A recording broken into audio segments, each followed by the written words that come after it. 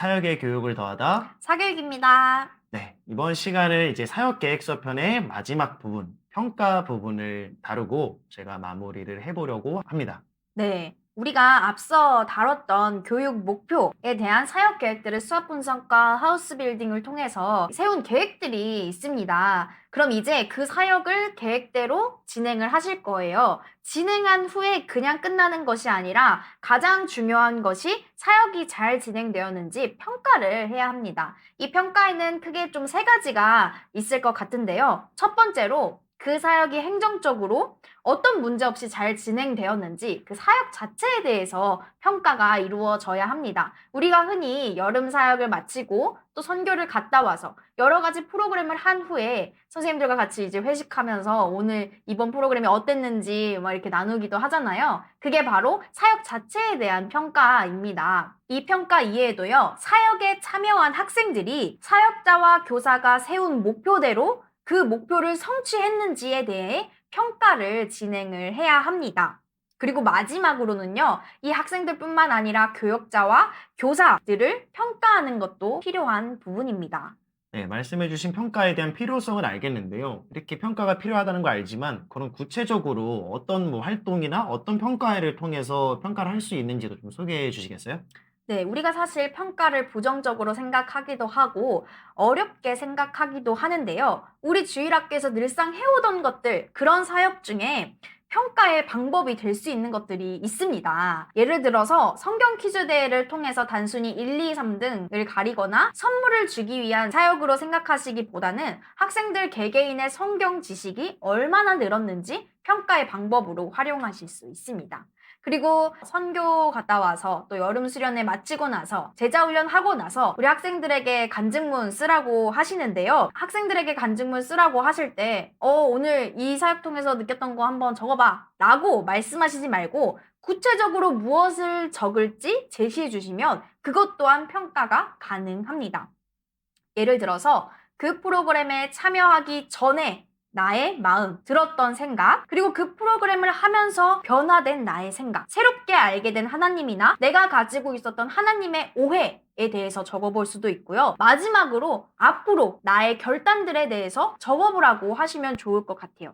이렇게 구체적인 내용들을 제시해 주시면 그것들을 통해서 학생 스스로도 자기 평가를 할 수 있고 그것을 보고 듣는 사역자 또한 이 학생의 신앙에 대해서 평가할 수 있을 것입니다. 우리가 평가하면은 중간고사나 기말고사처럼 선생님이 학생을 평가하는 것만 생각하실 수 있는데요. 그것뿐만 아니라 학생들 스스로가 자신을 평가하는 자기평가의 방법도 있습니다.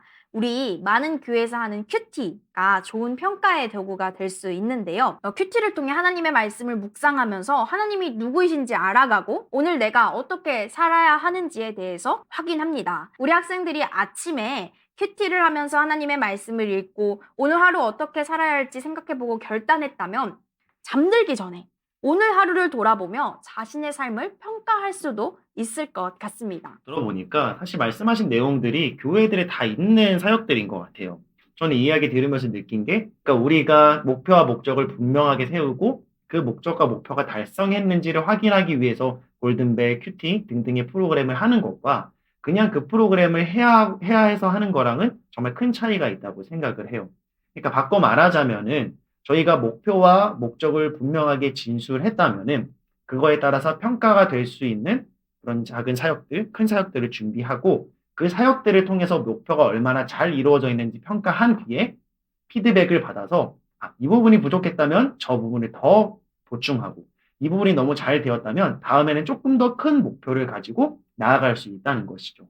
네, 이렇게 학생들을 대상으로 한 평가 함께 살펴보았는데요. 이제는 교역자와 교사 평가에 대해서 한번 생각해 보려고 합니다. 저희가 사실 누군가를 평가한다는 것, 누군가에게 평가받는다는 건 굉장히 조금 부담스러운 일인 것 같아요. 우리 선생님들과 교역자들도 마찬가지이실 텐데요. 이 교역자와 교사 평가는요. 자기평가로 진행을 해볼 수 있을 것 같아요. 그래서 체크리스트를 하나 마련하셔서 올 한 해 우리 학생들을 위해서 얼마나 기도하고 얼마나 헌신했는지 또 우리 학생들에게 얼마나 많은 신방을 하면서 관심과 사랑을 보여주었는지를 이 체크리스트를 통해서 자기평가할 수 있을 것 같습니다. 네, 체크리스트는 메일 주소를 주시면은 저희가 작성한 걸 좀 공유해 드리려고 합니다. 뭐 거창한 거는 아니고요. 이런 선생님 스스로 자신의 수치를 측정할 수 있는 체크리스트니까요. 사역자분들께서 적절히 수정하셔서 사용하실 수 있을 것 같습니다.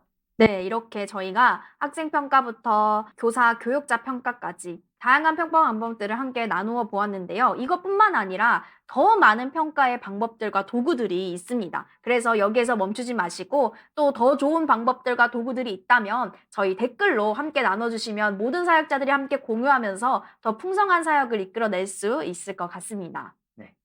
이렇게 해서 저희가 사역계획서 편을 목적과 목표, 그리고 평가까지 이어서 이렇게 한번 살펴봤습니다. 저희 다음 사격은 뭔가요? 이제 이어질 다음 사교육은 사역계획서가 시작이라면 그 다음에 이어질 것은 바로 반을 편성하고 이끌어가는 것이겠죠.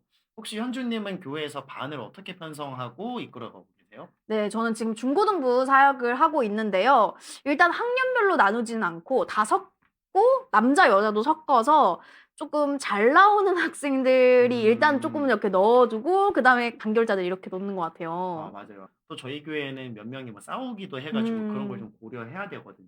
또 이런 것들이나 학년별로 반을 편성하는 것들이 많이 있을 거고 꼭 이 학년별로 편성하는 것 말고도 학생들을 분류할 수 있는 여러 가지 도구가 있습니다. 예를 들면 학습 스타일이라든지 신앙 발달 단계라든지 사역자분들께서 반을 편성하실 때 꼭 학년별로만 하는 것이 아니라 학습자 성향을 분석해서 학습자 중심의 학습을 하기 위해서 분류할 수 있는 여러 가지 도구들을 소개해 드릴 예정이고요. 이 다음 사교육이 기대되신다면 좋아요와 구독, 알림 설정 해 주신다면은 더 양질의 콘텐츠로 여러분께 돌아오도록 하겠습니다. 모든 사역자는 교육자입니다. 이 세상에 부족한 교역자는 있을지라도 나쁜 교역자는 없는 날을 꿈꾸며 사교육이 함께하겠습니다. 사역의 교육을 더하다! 더하다.